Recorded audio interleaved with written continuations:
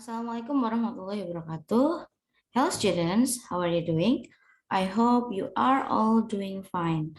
Apa kabar semuanya? Mudah-mudahan selalu dalam keadaan sehat.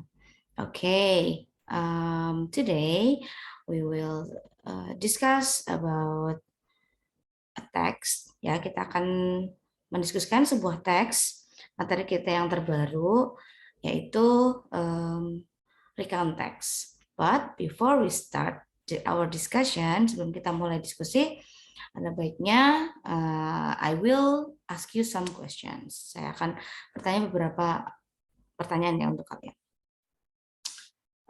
Do you have a good experience, an interesting experience? Apakah punya pengalaman yang menarik? Ya, oke.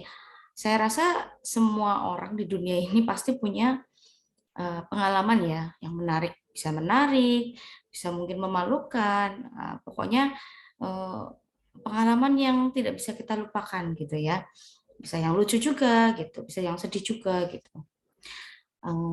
Nah, pengalaman-pengalaman itu kapan sih kita alaminya? Ya pasti kalau namanya pengalaman berarti sudah kita lalui ya. Kalau kita misalnya punya pengalaman, pasti kita ceritakan ke teman-temannya gitu. Mungkin kalau yang memalukan atau yang memalukan mungkin nggak begitu banyak diceritakan, tapi misalnya pengalaman yang menyenangkan, yang menarik, mungkin yang lucu, itu juga bisa kita ceritakan ke teman-temannya. Nah, ketika kita cerita experience itu atau pengalaman itu, pasti sudah kita lalui. Nah, maka dari itu apa namanya, untuk hari ini kita akan membahas tentang beberapa pengalaman yang mungkin menarik ya gitu. Nah, ketika kita membicarakan pengalaman karena sudah berlalu ya, in English ya, in English when we retell the experience in the past, so we have to use simple past tense ya, karena tadi saya berulang-ulang kalau yang namanya pengalaman pasti itu pengalamannya itu sudah dilalui ya, kejadiannya itu sudah berlalu. Jadi seperti yang sudah sering kita bicarakan, kalau kita mau ngomongin sesuatu atau pengalaman atau apa ya, kejadian yang sudah berlalu itu pasti kita pakai kata kerja bentuk kedua, betul sekali ya. Jadi semua yang akan kita ceritakan nanti, semua kata kerjanya itu semua kita pakai kata kerja bentuk kedua ya, simple past tense. Ingat-ingat ya, simple past tense itu kan yang subject plus verb to gitu ya. Jadi misalnya kalau kalian if you want to tell or retell your experience to your friends, please don't forget to use simple past tense ya, using verb to, menggunakan kata kerja bentuk kedua. Oke. Today I will show you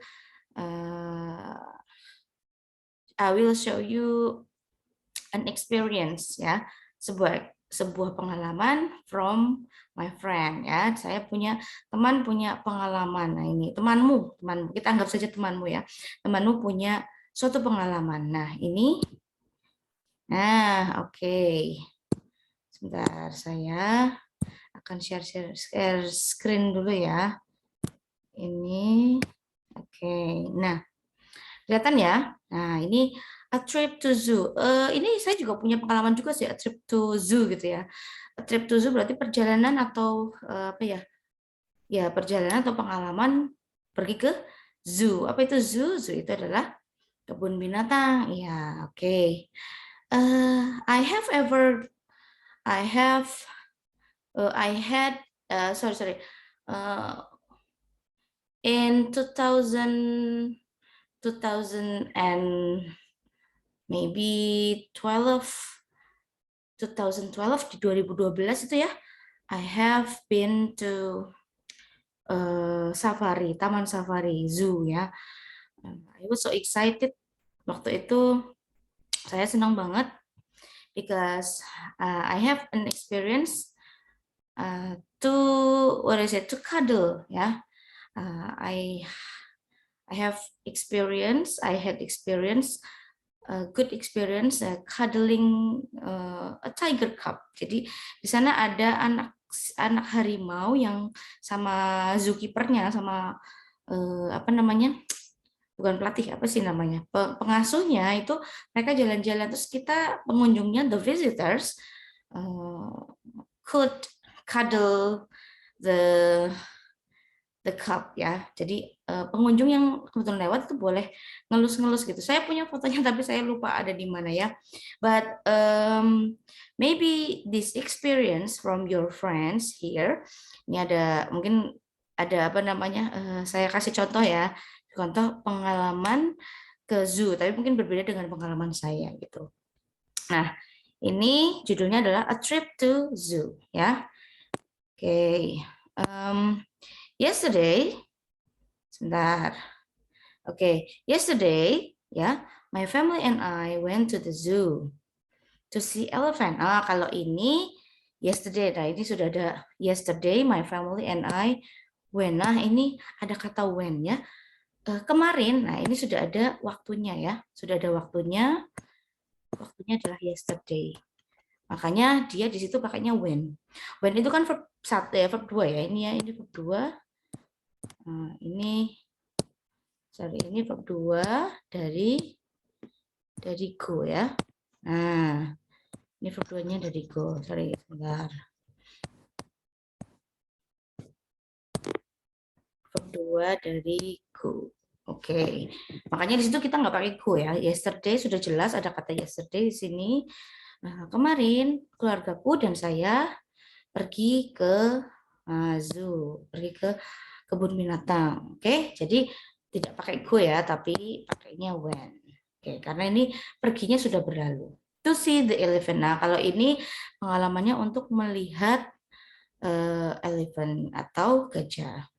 When we got to the zoo, ya. Nah, ini juga kata kerja bentuk kedua. When we got to the zoo, ketika kita sampai, ya, when we got to the zoo, we went to pet shop to buy some food to give to the animals. Nah, di sini we went to, kita apa namanya, pergi lagi ke pet shop. Nah, di sini dia beli pergi ke toko apa ya, toko pet shop itu apa? Toko yang untuk peralatan binatang itu ya, toko perawatan binatang ya, to buy some food to give to the animals. Di sana mungkin ada disediakan, ada pet shop, kemudian mereka membeli. Mem, kenapa ini kok buy nggak pakai verb 2? Karena di sini verb 2-nya sudah di depan. Terus pakainya tuh. Kalau pakai tuh, ini tuh itu plusnya plus verb 1. Nah, ini karena di depan sudah ada kata kerja. Nah, di sini harus kata kerja tapi pakainya to juga gitu. Jadi jangan bingung ya. Kita fokusnya ada pada kata when-nya gitu ya. Ini kan kami pergi ke pet shop untuk membeli. Nah, ini yang untuk membelinya ini pakainya to plus verb 1. Gitu. Tapi kalau yang depan we when-nya ini pakainya when begitu. Oke, terus after getting the food, setelah mendapatkan makanan, we went to the nocturnal house where we saw birds and reptiles which only come out. Ini harusnya came ya, maaf saya salah apa namanya, salah ketik ya, harusnya came, ini harusnya came, harusnya ini pakai came only, ini harusnya came ya, came. Oh sorry, ini bisa sih, ini pakai come, kenapa? Karena ini sudah ada ini nih, so ya, which only come at night. Nah, di sini pakainya kata so. Melihat. Oke, setelah melihat makanan kita pergi ke rumah yang nocturnal, di mana kita melihat burung dan reptiles yang hanya keluar pada malam hari. Nah ini, kalau ini kan bukan, ini kan setiap saat ada ya, jadi only come ya, bukan came. Ya benar. Nah terus ini adalah kejadian pertama ya. Kejadian yang pertama itu mereka ke pet shop beli makanan, kemudian ke nocturnal house. Kemudian setelah itu, di sini before having lunch we went for a ride on the elephant. Nah, sebelum makan siang, berarti ini sudah kejadian pertama, ini kejadian keduanya. Terus habis dari sini, habis dari Nocturnal House, mereka pergi untuk naik ya. We went for a ride on the elephant. Mau naik gajah. It was a thrill to ride it. Sangat menegangkan ya. Ini pakainya was. Nah, pakainya was. It was a thrill. Nah, ini kan perasaan thrill itu kan apa namanya? Sangat menegangkan ya, sebuah pengalaman yang menegangkan. Kapan pengalaman menegangkan itu ya, berarti kan sudah dilalui gitu. Ini sekarang kita lagi cerita, it was a thrill to ride it. Dia cerita itu sangat menegangkan waktu mau naiknya begitu. Makanya pakainya it was ya, it was karena sudah berlalu. Dad fell off. Nah, fell off. Ini fell dari kata fall ya. Fell itu ini dari kata fall. Ini verb satunya, verb duanya itu tadi fell off. Ayah, when he let go of the rope. Ayahnya terjatuh. Ayahnya terjatuh ketika dia let. Nah, ini di sini letnya kan ini berarti verb 1, 2, 3 kan let semuanya ya. Therefore, when he let go of the rope. Ayahnya terjatuh ketika dia melepaskan talinya, but he was okay. Nah, ini juga kata was karena tapi dia baik-baik saja dah, baik-baik saja waktu kemarin itu, waktu jatuh itu terus he was okay, dia nggak apa-apa gitu. Kemudian ada during the lunch we fed some birds in the park ya, ketika sedang makan siang. Nah, ini ada kata fed itu memberi makan dari kata feed ya. Feed itu verb satunya itu feed ya, double E, verb duanya ini fed. Ini kan ngasih makannya sudah berlalu juga, jadi pakainya fed gitu. Sunburn in the park. In the afternoon we saw, nah ini kita pakai kata saw lagi. Ini saw verb 2 ya. Verb 2. Ini verb 2, satunya kan dari kata si. Nah, makanya di sini pakainya saw bukan pakai si gitu. Karena di sore hari kita melihat para binatang diberi makan. Nah, ini melihatnya kan kemarin atau sudah berlalu gitu. Jadi pakainya so, nggak pakai si begitu. Dan selanjutnya when returned home, nah ini pakai ed ya, ini berarti regular verb.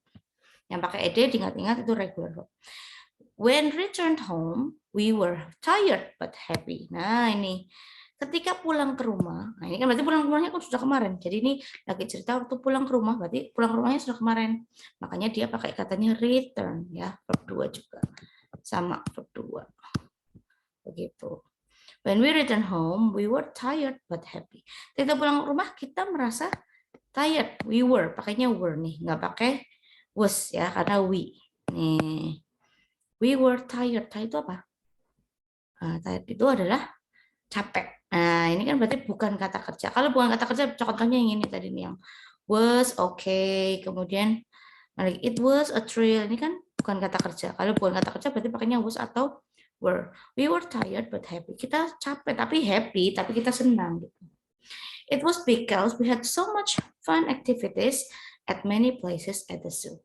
Itu karena kita bersenang-senang, kita punya aktivitas yang menyenangkan di banyak tempat di kebun binatang begitu. Nah, jadi ini satu teks ini menceritakan pengalamannya si penulis dan keluarganya ketika pergi ke zoo. Tadi yang pertama mereka beli makanan untuk para binatang, kemudian mereka bisa kasih makan, kemudian ada lagi setelah itu mereka naik gajah, kemudian setelah itu mereka ke taman burung seperti itu ya. Kemudian mereka juga cerita kalau mereka juga melihat para binatang yang diberi makan begitu. Oke, ya ini adalah salah satu bentuk teks ya, bentuk teks yang isinya menceritakan pengalaman ya, retelling someone's experience ya, menceritakan kembali pengalaman seseorang begitu. Saya rasa kalian juga punya pengalaman yang jauh lebih menarik daripada ini ya. Nah, kalian juga bisa nanti membuat suatu teks yang isinya pengalaman juga seperti ini. Nah, Kenapa saya memberikan materi ini? Kenapa saya memberikan contoh teks ini? Karena kita memang hari ini we will discuss about a text, ya, a new text. Kita akan mendiskusi sebuah teks baru, ya. Ini kenalan dulu, ya. Ini kenalan dengan contohnya. Nah, contohnya seperti ini, menceritakan pengalaman ketika pergi ke kebun binatang. Oke, nah sekarang kita cek lagi, ya. Nah, di sini kita kenalan dulu dengan salah satu kita kenalan dengan teksnya, ya. Nah, ini. Oke. Text the text you saw just now. Nah, tadi ya, teks yang baru saja kamu lihat tadi itu masuk ke dalam teks yang kita sebut dengan teks recount. Namanya teks recount, ya. Oke, ini teks recount namanya. Ingat-ingat ya, namanya teks recount, recount teks. Oke. Ya, kita mulai ya. Apa sih teks recount itu? Teks recount itu ya ini apa namanya? Saya beri penjelasan. Nah, oke. What is recount text? What is recount text? Recount text is a text to retell event. Nah, ini ya. A text to retell event. Nah, a text to retell event or experience happened in the past. Oke, ini kata kuncinya ada pada kata retell sama kata past. Nah, itu. Jadi, ini teks adalah, recount text adalah teks yang memiliki fungsi untuk menceritakan kembali pengalaman atau kejadian yang terjadi di masa lalu, begitu ya. Ini recount text adalah teks yang memiliki fungsi untuk menceritakan kembali kejadian atau pengalaman jadi masa lalu. Ini kata kuncinya ada pada kata past sama retell event atau experience, ya. Jadi ingat-ingat, yang namanya recount text itu adalah teks untuk menceritakan kembali, itu ya. Tadi kan contohnya sudah kita lihat ya, contohnya sudah jelas, yaitu contoh pengalaman perjalanan ke kebun binatang tadi. Nah, tadi berarti kan karena menceritakan kembali berarti pakai kata kerja bentuk kedua. Oke, seperti itu ya. Oke, next. Nah, di sini ada aim, goal, atau purpose-nya, atau tujuannya. Apa sih tujuan di konteks itu? There are 4 type of purposes-nya. Ada 4 di sini saya kasih, tapi yang paling sering keluar ini yang apa ya? To share, atau tadi to retell itu tadi. To share unique or unusual experience. Untuk berbagi tentang pengalaman yang unik atau yang tidak biasa. Itu. Kemudian yang B, to retell something unforgettable. Untuk menceritakan sesuatu yang tidak bisa dilupakan. Ya, contohnya tadi experience atau pengalaman atau momen ya, unforgettable moment atau event ya, kejadian-kejadian yang tidak bisa kita lupakan. Kemudian to give information about an incident. Untuk memberikan informasi tentang sebuah insiden and to make readers learn something. Untuk membuat para pembaca itu belajar sesuatu. Tapi yang sering kita temui yang ini. Nah, to retell something unforgettable yang tidak bisa kita lupakan, begitu. Itu tujuannya gitu ya. Atau kamu juga bisa lihat untuk tujuan ya ini, to retell event or experience happen in the past. Nah, itu. Itu yang sering keluar. Nah, di sini juga ada beberapa jenis. There are 4 kinds of recount text. Ada jenis-jenis recount text. Yang pertama adalah personal recount. Personal recount adalah recount text yang ditulis untuk menceritakan pengalaman pribadi. Nah, ini yang tadi ya, to retell someone's experience ya. personal experience gitu ya, to retail ya, bisa dengan kata to retail. Nah, intinya yang apa namanya, to retail experience. Bentar, biar enak ya. Ya,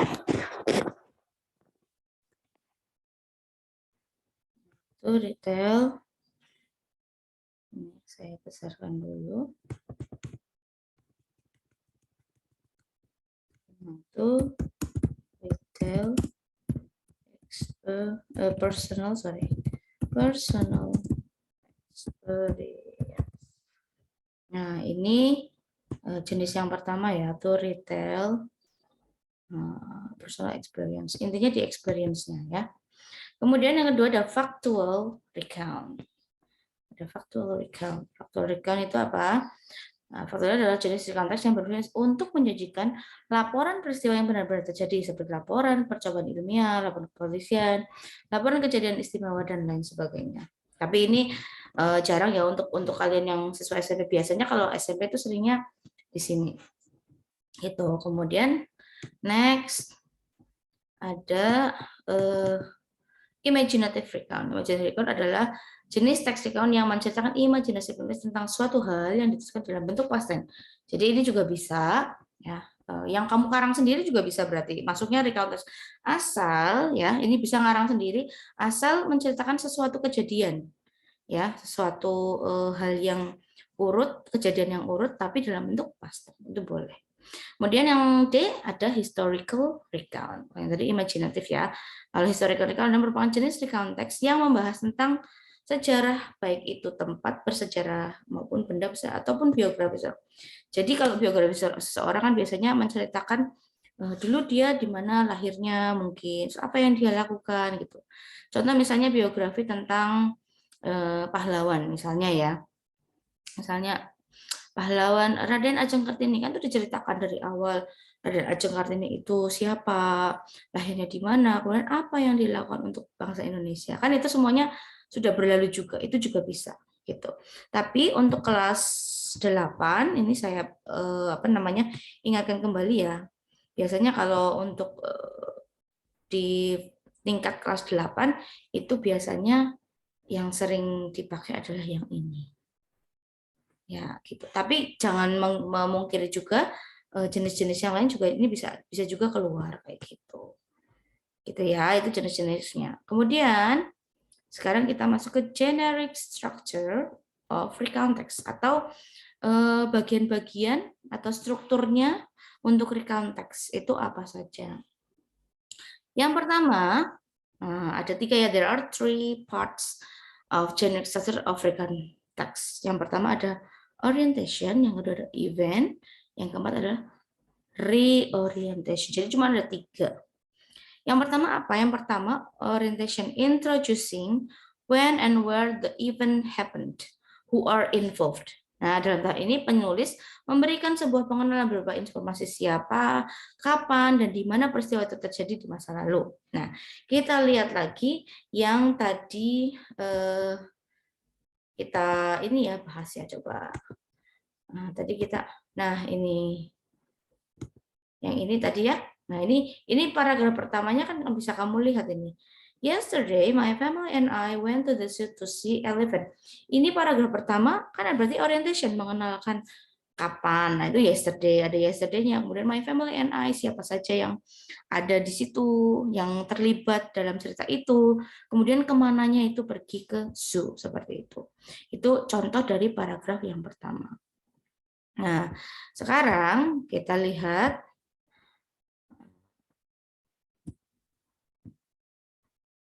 yang paragraf selanjutnya, itu paragraf pertama ya.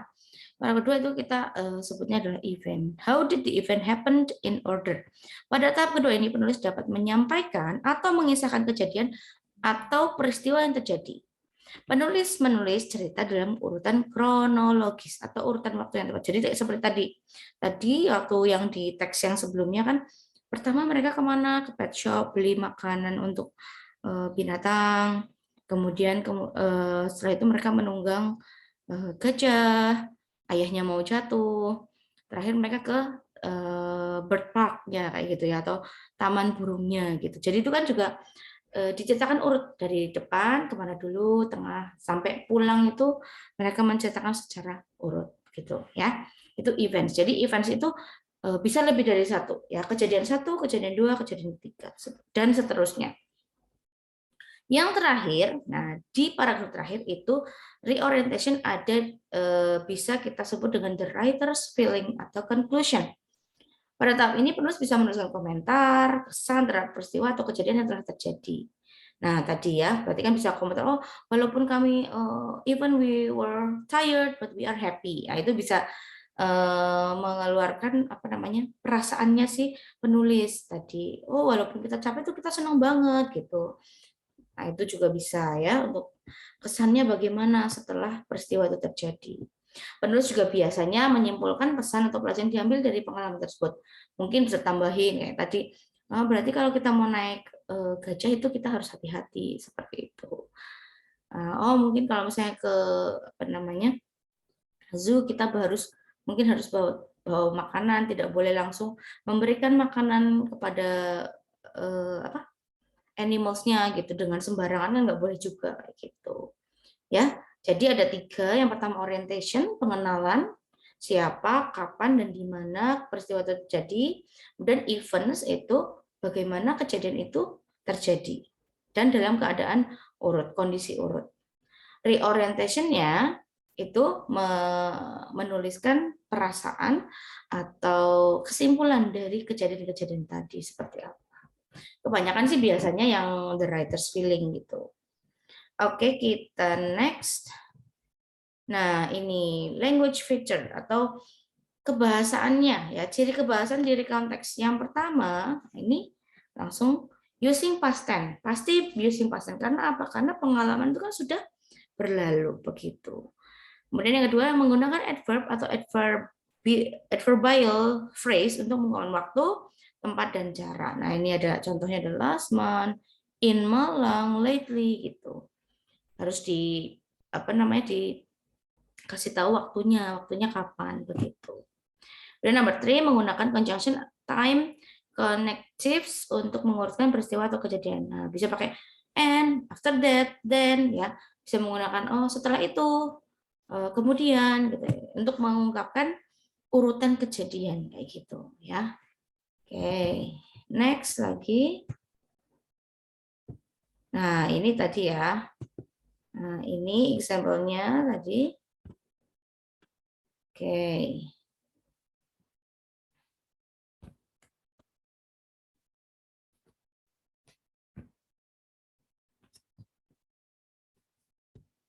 Ini contohnya ada title-nya. Title-nya A Trip to the Zoo. Nih apa namanya? Judul, kemudian nah ini orientation tadi yang sudah kita sebutkan. Orientation pengenalan ya, ada yesterday, di mana, kapan, siapa saja, ngapain, kemana kayak gitu. Itu bisa dijadikan apa namanya paragraf pertama ya, mengenalkan itu. Kemudian ini ada event 1, ada event 2. Event 1, event 2 berarti ya itu tadi kejadiannya yang urut. Pertama ngapain dulu, yang kedua ngapain, terus kemudian ngapain kayak gitu. Terus yang terakhir ada reorientation. Nah, tadi ini ya, we were happy, we were tired but happy. Contohnya itu ini mengungkapkan perasaan, boleh. Kemudian ini it was because we had so much fun. Ini juga kan termasuk conclusion ya atau kesimpulan. Oh di sana kita tuh senang banget gitu karena banyak pengalaman atau aktivitas yang menyenangkan gitu. Itu untuk reorientation ya. Jadi I'm sure you can write such text ya. Saya yakin kamu juga bisa entah ngarang, entah kamu ngambil dari pengalaman pribadimu itu bisa seperti ini. Dibikin yang apa namanya singkat saja begitu. Tapi jangan lupa untuk membuat rekonteks itu tadi kamu yang pertama harus nulis orientationnya dulu, kemudian kejadiannya apa saja, kemudian yang terakhir reorientationnya seperti apa begitu. Nanti ini ya kalian harus membuat itu ya nanti untuk praktek speakingnya. Nah, ini saya punya pertanyaan nih ya. A trip to the zoo. Ini tadi bacanya yang tadi. Nah, ini saya juga kasih pertanyaan untuk kalian. Nah, bagaimanakah kalian menjawabnya? Kita lihat dulu dari yang pertama ya. Where did the writer and her family go? Ini menanyakan where. Di manakah? Manakah? Kemanakah ya? Kemanakah? Manakah si penulis dan keluarganya pergi? Nah, di atas nggak ada kata go nih ya, tapi ada kata when. Kita tahu kalau when itu pergi kan. Nah, jadi kita sudah jelas ini kemana mereka pergi. Ya jawabannya gimana? Berarti jawabannya the writer and her family. Nah, kalau ada kata did, jangan lupa jawabnya pakai kata kerja bentuk kedua ya, karena kan pertanyaan harus ada did-nya. Tapi kalau jawab berarti kan kemanakah si penulis dan keluarganya pergi? Berarti kan jawabannya penulis dan keluarganya pergi ke, nggak ada kata did lagi, adanya kata when, gitu kan? Berarti kamu langsung jawab went to the zoo. Nah, gini jawabannya ya. Ini jawaban dari yang nomor 1. Jadi kalau kamu mau jawab soal nomor 1 seperti ini jawabannya. Jadi jangan pakai go lagi gitu ya. Karena kan di situ go-nya pakai ada did-nya, makanya ada go. Kalau jawabannya kan pakai kalimat positif begitu. Number 2, what happened with the writer's father when they had elephant ride? Apa yang terjadi? Ini juga pakai kata kerja bentuk kedua ini ya. Nah, ini pakai kata kerja bentuk kedua. Apa yang terjadi dengan ayahnya tadi ketika mereka naik tadi gimana? Ya ini. It was a trail that fell off. Nah, father kan itu ya. Father kan berarti itu ayahnya si penulis itu kenapa lah? Di sini si penulis memanggil ayahnya itu dad. Di sini pakainya writer's father. Nah, berarti kenapa? Nah, ini jawabannya adalah yang ini. Nah, berarti jawabannya bisa ya, the writer's father. Di situ pakai dad ya. Dad di sini makanya the writer's father fell off. Nah, ini juga boleh kayak gitu aja boleh atau dilanjutkan sampai when he let go of the road. Boleh seperti ini jawabannya ya. Ini nomor 2 nih. Ini nomor 2 jawabannya yang ini. Oke. Ini nomor 2. Sekarang nomor 3. How was the writer's feeling? Bagaimana perasaannya si penulis? Berarti jawabannya the writer's feeling was, mana tadi yang menyatakan perasaan tadi mana?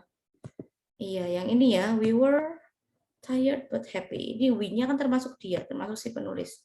Berarti bisa kamu tulis. Kan, pokoknya yang intinya yang menunjukkan ininya dia, perasaannya dia. Berarti ini ya, berarti ya. The writer's feeling was tired but happy. Ini nomor 3 ya. Ini saya kasih nomor ya, bingung. Ini tempatnya nggak cukup. Oke, ini nomor 3. Ini nomor 2 ya. Ini nomor 1.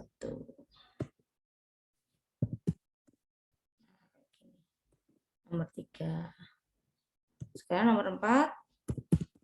When we go to the zoo, we went to the pet shop. What does the word refer to? Masih ingat ya, kalau refer to itu menanyakan siapakah mereka itu tadi, siapakah we itu gitu ya. Nah, berarti tadi we-nya siapa? Kaminya tadi siapa? Berarti the word we to refers to the writers, ya kaminya tadi kan the writer and her family. Semuanya berarti ini dijawab ya, disertakan. Kaminya itu adalah si penulis sama keluarganya juga gitu. Dan nomor 5, what is the similar meaning? Ini berarti menanyakan, kalau similar meaning ini berarti menanyakan yang sama dengan thrill itu apa. Thrill itu sinonimnya apa gitu. Berarti bisa kita jawab. Ini nomor 5 di sini ya. The similar meaning of thrill is, misalnya jawabnya tense ya.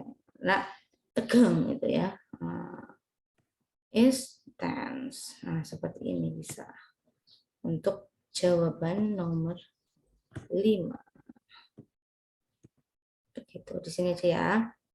Nah, oke, seperti itu ya. Jadi cara menjawabnya seperti itu kalau ada pertanyaan seperti ini. Oke, thank you very much. Mudah-mudahan materi hari ini bisa diikuti dengan baik ya, dan kamu paham dengan apa itu recount text gitu. Terus pakai kata kerja bentuk apa, kemudian isi dari teks ini apa gitu ya. Recount text adalah to retell personal experience. Apa namanya, recount text itu untuk menceritakan pengalaman pribadi, itu yang sering keluar gitu ya, atau bisa juga untuk yang tadi ada imaginative recount, nanti dibaca lagi, ada yang historical recount gitu, kemudian nanti isinya tentang apa, tentang pengalaman, terus kejadiannya harus urut seperti itu. Okay, I think that's all for today. Thank you very much for your attention, and wassalamualaikum warahmatullahi wabarakatuh.